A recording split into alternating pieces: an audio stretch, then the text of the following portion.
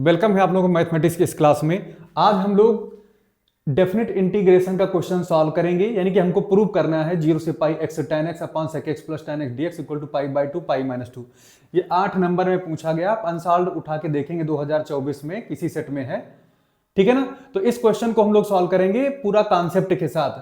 अगर आप चाहते हैं कि आपके 8 के 8 अंक अगर ये बोर्ड परीक्षा में इस बार या सीबीएसई बोर्ड में आए और पूरे नंबर मिले तो आप पूरा वीडियो आखिरी तक जरूर देखिएगा, ठीक है। तो क्वेश्चन को हम लोग सॉल्व करते हैं। करना क्या है, हमको इसको इसके बराबर प्रूव करना है। तो हम इसको सबसे पहले क्या मान लेंगे कि इसकी जो वैल्यू है आई है, तो हम लोग यहाँ पे लेट करेंगे या माना लिख देंगे।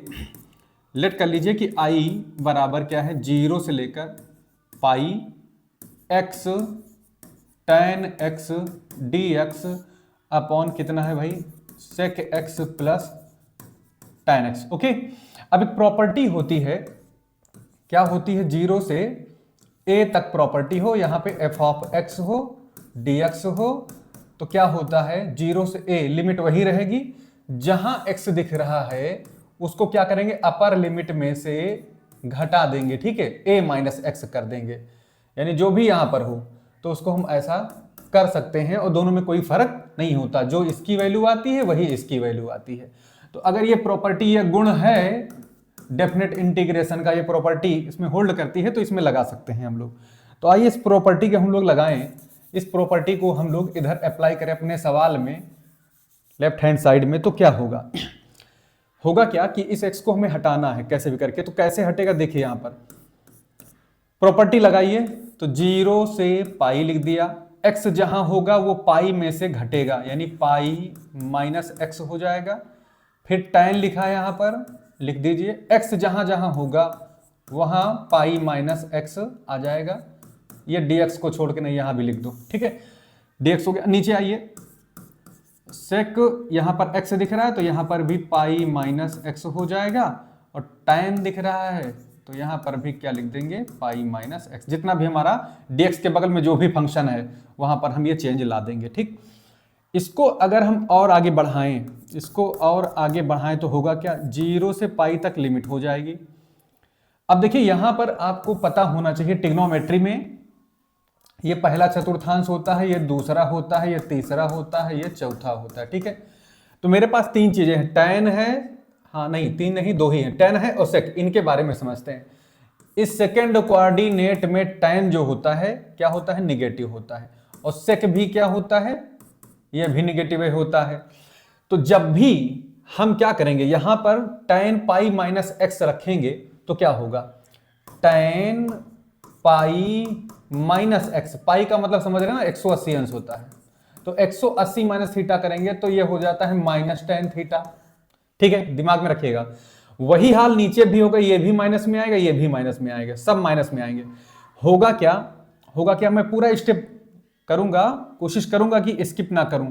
तो ये मेरा पाई माइनस एक्स तो ऐसे ही रहेगा, ठीक है, और ये मेरा बन जाएगा, ये क्या बन जाएगा जानते हैं, ये बन जाएगा माइनस tan x, राइट, ऊपर dx ऐसे।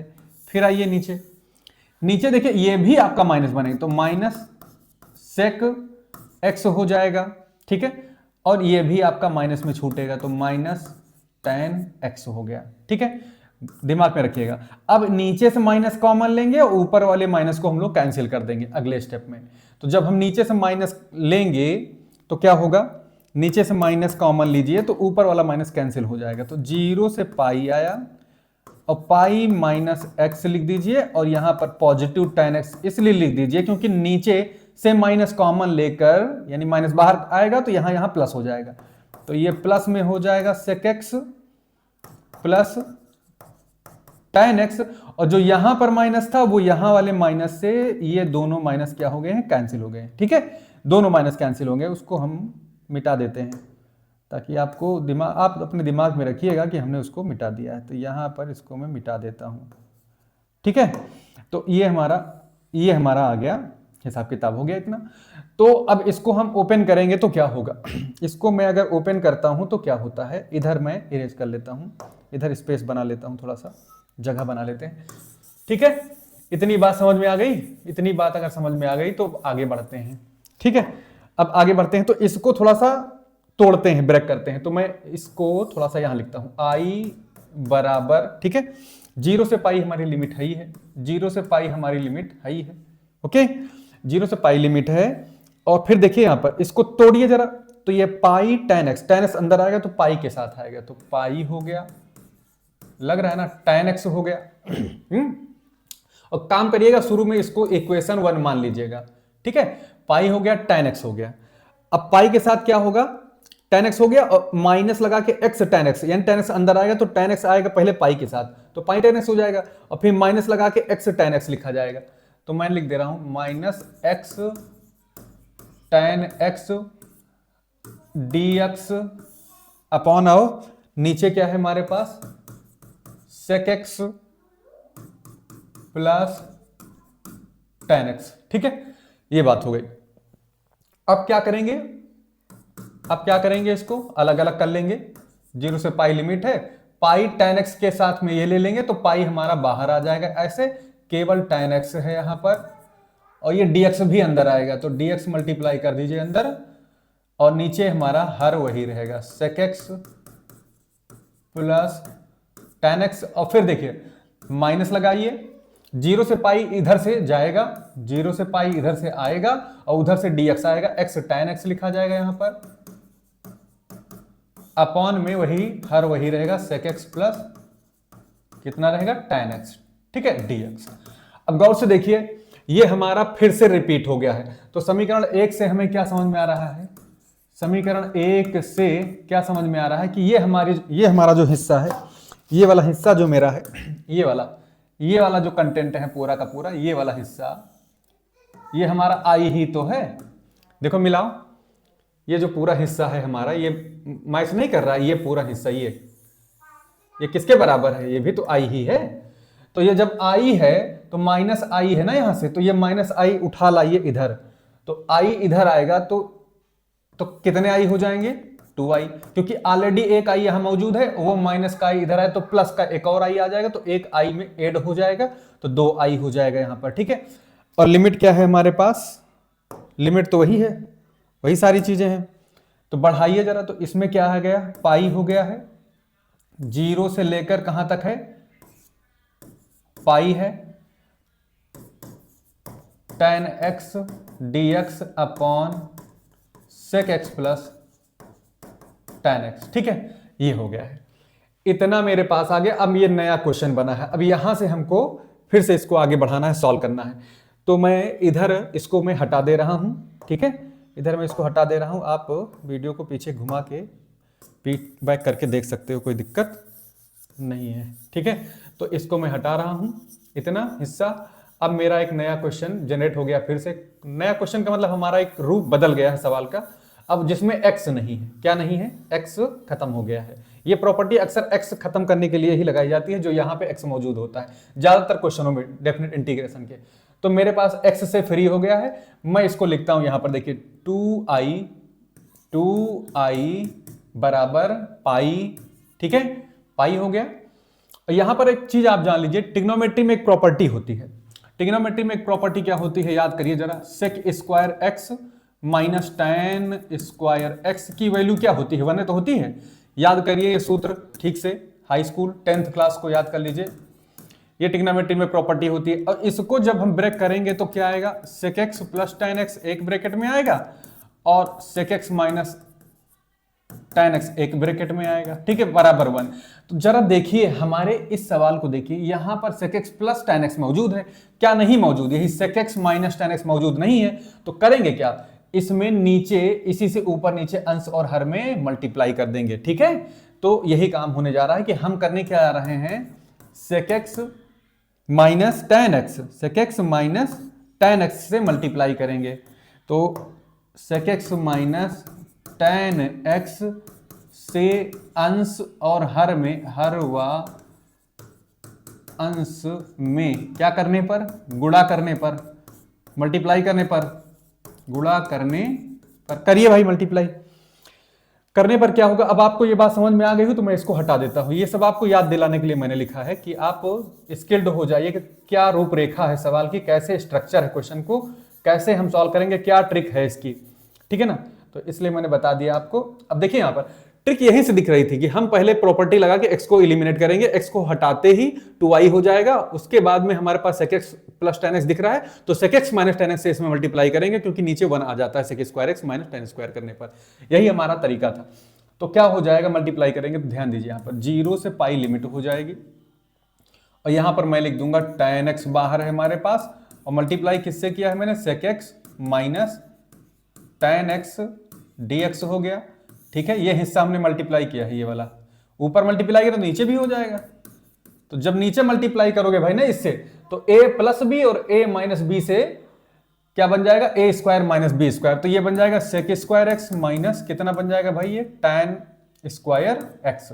तो ये इसकी तो वैल्यू 1 होती ही होती है, तो ये हमारा हिस्सा पूरा क्या हो जाएगा, ये 1 बन जाएगा। तो 1 का मतलब नीचे 1 है तो 4/1 लिखो चाहे 4 लिखो कोई फर्क नहीं पड़ता है। तो मेरे पास जो बन गया है वो क्या है, पाई बन गया है 0। अब देखिए इसको ब्रैकेट बना लेते हैं 0 से लेकर पाई तक और इसको जरा मल्टीप्लाई करिए tan x के साथ sec x हो जाएगा। तो यानी sec x को पहले लिख लीजिए, थोड़ा अच्छा लगेगा पढ़ने में, sec x into tan x, मतलब tan x अंदर जाएगा तो sec x के साथ tan x का मल्टीप्लाई है तो दोनों मल्टीप्लाई में लिखे हुए, माइनस लगाइए, ये tan स्क्वायर x हो जाएगा, अंदर जाएगा तो माइनस का ये क्या बन जाएगा हमारा tan स्क्वायर x बन जाएगा। ठीक है, tan स्क्वायर x बन जाएगा, पूरा हम ऐसे लिख देंगे, पूरी बात लिख देते हैं। अब देखिए इसका समाकलन करना आपको अच्छे से आता है, थोड़ा सा चेंज कर लेता हूं ताकि आपको और अच्छे से क्लियर हो। देखिए इसका समाकलन तो आप कर लोगे इजिली, यहां पे क्या प्रॉब्लम है, इसको लिख सकते हो क्या, इसको मॉडिफाई कर लीजिए, tan स्क्वायर का डायरेक्ट समाकलन नहीं है, sec स्क्वायर x माइनस 1 इसको लिखिए यहां पर, तो 0 से पाई तक लिमिट हो जाएगी।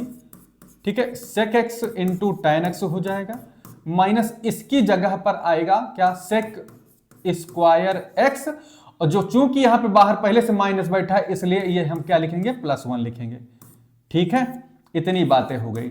अब ये पूरा का पूरा समाकलन करिए x के रिस्पेक्ट में, तो यहां पर sec x tan x का समाकलन आप जान ही रहे हो क्या होता है, sec x tan x का समाकलन क्या होता है, sec x होता है। sec स्क्वायर x का समाकलन जानते हैं क्या होता है, tan x होता है। 1 का समाकलन x के हिसाब से क्या होगा, x होगा, तो प्लस x हो जाएगा। लिमिट कहां से कहां तक है, 0 से पाई तक लिमिट है। अब लिमिट रख दीजिए, लिमिट रखते ही क्या होगा, ये पाई है, ये बाहर बैठा हुआ, पहले sec पाई रखोगे, क्या रखोगे, sec pi minus tan pi plus pi, जहां जहां x दिखे वहां वहां पाई। अब माइनस लगा के 0 बैठाइए तो बन जाएगा क्या, sec 0 minus tan 0 plus x की जगह पर क्या आ रहा है, लोअर लिमिट 1 नहीं 0 ब्रैकेट बंद। अब इसको जरा सॉल्व करिए तो 2i मेरा किसके बराबर हो जाएगा, पाई।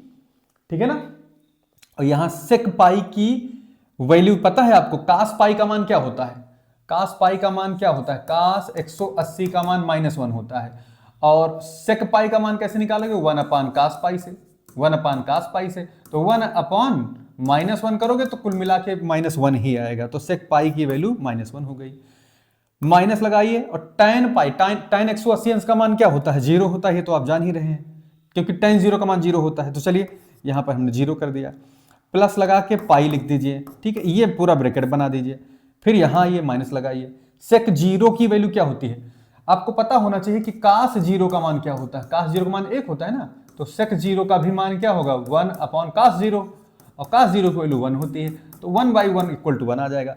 तो यहां पर तो वैल्यू 1 आ रही है, माइनस tan 0 का मान मैंने बता दिया 0 होगा, और उधर आगे 0 है ही है। ठीक है ना, तो बच क्या रहा है, बच क्या रहा, तो 2i बराबर पाई यहां है, -1 यहां बैठा हुआ है, -1 लिख दो, ये तो 0 हो जाएगा, यहां प्लस पाई है। ठीक है, और यहां आगे जाके फिर एक और माइनस हो गया है, तो कुल मिला के पाई यहां बाहर बैठा रहेगा, और यहां पाई लिख दीजिए प्लस वाला, और -1 कितने हो जाएंगे, -2 हो जाएंगे। कितना हो जाएंगे, -2 हो जाएंगे। तो कितना आ गया यहां पर, पाई ये है, पाई -2 है, और देखिए जब हम आई निकालेंगे यहां से तो यही जो आई के गुणा में 2 बैठा हुआ है, गुणांक में ये 2 क्या आ जाएगा, बटे में आ जाएगा, और यही हमको क्या करना है, यही हमको क्या करना है भाई, इतने तो हमको सिद्ध करना है, यही तो हमको सिद्ध करना है। तो इंटीग्रेशन की वैल्यू, आई की वैल्यू क्या आ गई, जिसको हम आई माने थे इसकी वैल्यू क्या आ गई, π/2 π-2, π/2 π-2। तो इस तरह से इस क्वेश्चन को सॉल्व करेंगे। 8 नंबर का सवाल है, पूरा स्टेप बाय स्टेप मैंने कोशिश किया है कि सॉल्व हो। अगर कोई आपको लगता है कि कहीं ना समझ में आया हो तो आप जरूर कमेंट बॉक्स में इसको लिखिएगा अपनी तरफ से कि हाँ क्या समस्या है, सवाल कहाँ पे आपको ट्रिकी लगा, कौन सी ऐसी जगह है जहाँ पे आपको बातें नहीं समझ में आई हैं, तो मैं उसको सॉल्व करने का जरूर प्रयास करूंगा। फिर से एक बार रिपीट करूंगा,